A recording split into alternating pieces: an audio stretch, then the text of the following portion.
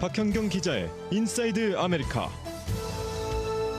네, 이 가스레인지로 요리를 하면은 집안의 유독한 수준의 독소가 축적이 돼서 간접 흡연과 거의 동일한 암 위험에 노출이 된다라는 새로운 연구 결과가 발표됐습니다. 또 청장년 성인들은 특별한 증상이 없더라도 정기적으로 불안과 우울증 검진을 받아야 하고, 특히 임신했거나 아이를 낳은 지 1년이 채 안 된 여성들은 반드시 검진을 받아야 한다라는 지적이 나왔습니다. 박현경 기자. 네, 안녕하십니까. 네, 우선 첫 소식은 건강과 관련된 소식들이 잇따라 들어오고 있는데, 우선 가스 스토브에 대해서 얘기를 하십시다. 우리가 흔히 가스레인지라고 얘기를 하는데 이에 대한 유해성 논란은 뭐 최근에 지속이 되어 왔었습니다만은 이번에 그에 대한 새로운 연구 결과가 발표됐네요. 네, 가스레인지를 이용해 요리하게 되면 집안에 유독한 수준의 독소가 축적돼서 간접 흡연과 거의 같은 정도의 그런 암 위험에 노출된다는 새로운 연구 결과입니다. 네. 스탠포드 대학과 한 비영리 단체가 함께 연구해서 이런 내용의 결과가 지난주에 국제학술지 환경과학과 기술 저널에 실렸습니다. 연구팀은 캘리포니아주와 또 콜로라도에 사는 87가정에 있는 가스, 프로페인 스토브를 대상으로 시험한 결과 모든 조리 기구들이 하나도 다 빠짐없이 전부 다 감지할 수 있을 정도의 발암성 벤젠을 생성했다고 합니다. 이 연구를 이끈 랍 잭슨 교수는 벤젠은 원래 화염을 비롯해서 유전이나 정유소와 같은 그런 고온 환경에서 생성되는데 이제 벤젠이 우리 집 가스레인지 화염에서도 형성된다는 걸 알게 됐다고 말했습니다. 참고로 벤젠은 노출됐을 때 안전한 레벨은 없다고 합니다. 네, 그러면 가스레인지를 얼마나 사용했을 때 벤젠이 만들어지는 거예요? 뭐 5분, 10분은 괜찮다, 아니면 1시간, 2시간은 나온다, 뭐 이런 게 있어요? 네, 이 벤젠 수치를 건강 기준선 그 이상으로 높이는 데는 예. 싱글 버너를 하이, 그러니까 이제 불을 높음으로 올려놓거나 예. 오븐 온도가 화씨 350도, 이 섭씨로는 176.6도 정도인데 예. 이렇게 해서 45분 정도 켜놨을 때입니다. 오. 심지어 일부 케이스에서는 가스레인지에서 나오는 실내 벤젠 농도가 이 간접 흡연에서 발견되는 정도를 넘어섰다고 합니다. 그러니까 다시 말하면 간접 흡연보다 이 가스레인지 사용한 게 더 나빴다는 뜻입니다. 그러면 가스레인지를 사용하는 부엌만 피하면 되는 거예요? 그렇지 않았습니다. 이 벤젠은 경계가 없다고 봐야 한다는 게 연구진 설명이었는데요. 어허.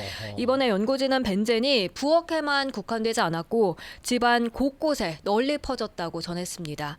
부엌을 넘어서 부엌에서 멀리 떨어진 다른 방들에까지 도달하고요. 그 역시 유독한 수준이었습니다. 그러니까 침실에 있다고 해도 유독한 수준의 벤젠에 노출되는 셈입니다. 그러면은 팬을 틀어서 환기를 시키면 좀 도움이 될까요? 오븐 위에 있는 팬을 틀면 안 되나? 그러니까요. 안 그래도 그에 대한 연구 결과도 여기에 언급이 됐는데요. 예. 그렇게 환기를 하더라도 좀처럼 사라지지 않았습니다. 잭슨 교수는 좋은 환기는 오염 물질 농도를 줄이는 데는 도움이 되지만 이 배기 팬은 벤젠 노출을 제거하는 데는 효과적이지 않다는 걸 이번에 발견했다고 밝혔습니다. 몇 시간 동안 그렇게 집 전체에 벤젠이 남아있는 것으로 나타났습니다. 그렇다면은 이 연구 결과가 집의 크기, 집의 면적에 따라서 좀 관련이 있었다라는 그러한 결과도 나왔습니까? 예를 들면 뭐 좀 작은 집이면 더 위험하다, 뭐 이런 게 나온 거예요? 네, 맞습니다. 생각하시는 대로 작은 집일수록 더 안 좋았습니다. 어허. 이번 연구에서는 면적이 작은 집에 사는 저소득층 가정들에게 어쩌면 건강 위험이 더 나쁠 수 있다고 봤습니다. 이번 연구가 이전의 연구하고 다른 점이 있다고 그래요. 그 부분은 또 어떤 내용입니까? 벤젠은 가스레인지가 켜져서 불이 올라올 때 가장 큰 피해를 입히게 되는데 네. 이전의 연구들은 주로 불이 꺼지고 난 뒤, 그러고 난 뒤에 벤젠에서 정도를 조사했다고 합니다. 그런데 이번 연구의 경우는 가스를 사용하는 스토브나 오븐이 작동 중일 때 방출되는 벤젠에 초점을 맞춘 게 이전 연구들과는 차이였고요. 그런 첫 번째 연구라고 합니다. 그리고 우리가 그 가스레인지를 딱 켰을 때 가스 냄새가 살짝 나잖아요. 네. 그렇죠. 그것도 건강에 해롭다, 이런 연구가 예전에 있었거든요. 어. 예, 거기에 또 진일보된 연구 결과이네요. 최근 네. 거는. 네. 그렇다고 쿡을 안 할 수도 없구만. 그러니까요. 예. 네. 자, 이런 유해 논란으로 가스레인지를 이 금지시키려는 움직임이 실제로 일고 있고 또 금지가 되기도 했었습니다. 솔직히. 네. 또 그에 맞서서 반대하는 움직임도 상당히 큰데 말이에요. 네. 그럼 건강을 위해서라면은 결국 가스레인지를 사용하지 않는 것이 좋겠다 이런 얘기입니까? 건강만 놓고 보면 그렇다고 볼 수 있겠습니다. 물론 우리 한식당이나 뭐 중식당 등 여러 식당들에서는 그게 현실적으로 사실상 불가능하고 또 그렇게 되면 불맛을 맛볼 수 없게 그렇죠. 되기 때문에 그렇죠. 반대 목소리가 높다는 거 잘 알고 있습니다만 예. 이번에 연구진들은 건강상 위험을 없애려면 가스레인지에서 전환이 필수라고 강조했습니다. 전기 인덕션 스토브 13개로 요리해 보니 여기서는 벤젠이 측정되지 않았다면서 그처럼 전했습니다. 인덕션으로는 괜찮다. 네. 네. 참. 참 이거 고민이네요. 이거. 정말 고민입니다. 이거 어떤 분이 이렇게 쓰셨어요. 곰탕 끓이면은 작살이네요. 제 아시는 분은 이런 내용 때문에 우리가 이렇게 가스레인지 키면은 뭐 가스 샌다 뭐 이런 거 있어가지고 아니 그러면 말이죠. 예를 네. 들어서 말이죠. 우리가 이 식당에 가는 것도 이게 뭐 좋은 게 아니지 않겠습니까?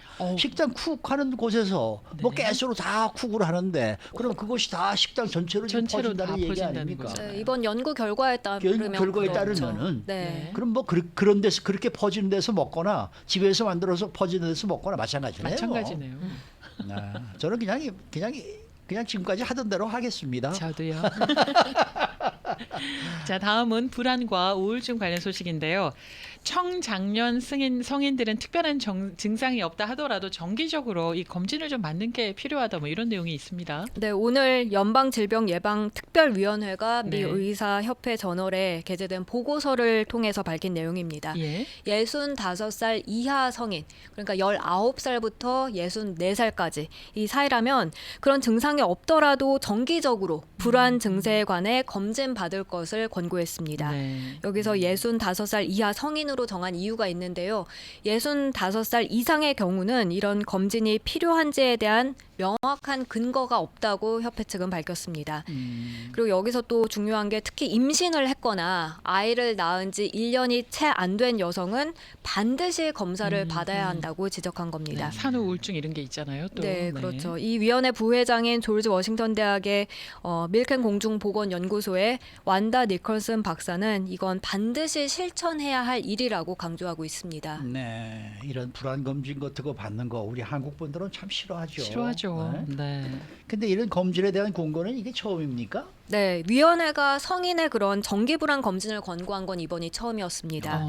앞서서는 8살 어린이의 불안 장애 여부를 검진하는 게 좋다 이렇게 밝힌 적이 있었고 또 2002년부터는 의사들에게 환자들의 우울증을 진단할 것을 권장해 왔었는데요. 그런데 이렇게 65살 이하 성인들에게 증상이 없어도 정기적으로 불안 증상에 관해서는 검진 받아라 이런 권고는 처음입니다. 그러면은 이렇게 처음으로 정기적으로 불안 검진을 받아라 이렇게 또 얘기하는 이유가 또 있을 거잖아요. 그에 대한 특별한 이유를 언급하진 않았습니다만 NBC 방송 같은 경우 예. 최근 미국인들 사이에서 스트레스 지수가 높아진 점을 들었습니다. 예. 전국적으로 상담이나 정신과 치료 받으려는 이들이 급증한 가운데 그렇게 미국인들 사이에서 스트레스 지수가 높아진 가운데 이런 권고가 나왔다는 겁니다. 그리고 NBC는 또 의사들이 이번 권고를 반드시 따라야 하는 건 아니겠지만 보험 업계에서는 이번 지침에 영향을 받을 수 있다고도 전했습니다. 네. 그 주위에 많은 분들이 우리 한국 분들이 나 우울증이야 막 이런 얘기를 많이 하시거든요. 그냥 습관처럼. 그래서 우울증이라고 누가 말했어요? 물어보면 아니 그냥 내가 너무 우울하고 그렇다고 병원에 가서 진단을 받으시고 우울증 아닌데 우울증이라고 끙끙끙 앓지 마시고 진단을 받아보고 우울증이라고 얘기하시면 좋겠습니다. 이제 이렇게 말씀을 드리거든요. 그런데도 검진을 받으러 가시지는 또 않으십니다. 그게 참 우리 한국 분들에게는 참 그게 그렇게 쉽지 않은 결정이에요. 네. 사실 뭐 저 조문철 박사하고도 여러 번 얘기를 했습니다만은 정신과 정신 전문의를 만나서 얘기한다는 자체가 우리는 왜 이런 식으로 생각하잖아요. 저 사람은 뭐 정신병이 있는 거야. 왜 거길 네. 가서 상담을 받아? 네. 이런데 사실 미국 사람들은 그렇지 않거든요. 그럼요. 내과 의사 만나시듯이 그냥 자기가 뭐 그럼요. 조금이라도 뭔가 저 고민 있으면 가서 털어놓고 얘기하고 네. 그게 아주 일상화가 되어 있더라고요. 맞습니다. 그러니까 맞습니다. 우리 한국 분들도 좀 그런 거는 좀 배웠으면 좋겠어요. 네. 그리고 또 젊은 세대 20대, 30대 젊은 세대들은요. 굉장히 그 부분에 대해서 열려 있어요. 열려 있겠죠. 예, 예. 아무래도 여기서 교육받고 그랬으면은 네, 네. 여기서 살아본 그런 젊은 세대들은 그거 하는데 그리고 참 우리 흥미로운 기성세대들은 거는 참 그게 쉽지가 않아요. 기성세대들은 본인은 안 가는데 자녀들은 검진 받으러 가자고 얘기를 해요. 그런데 당신들은 안 하세요. 네, 자녀들만 하게 해요. 왜 그럴까요? 네. 오늘 말씀 잘 들었습니다. 네, 감사합니다. 박현경 기자였습니다.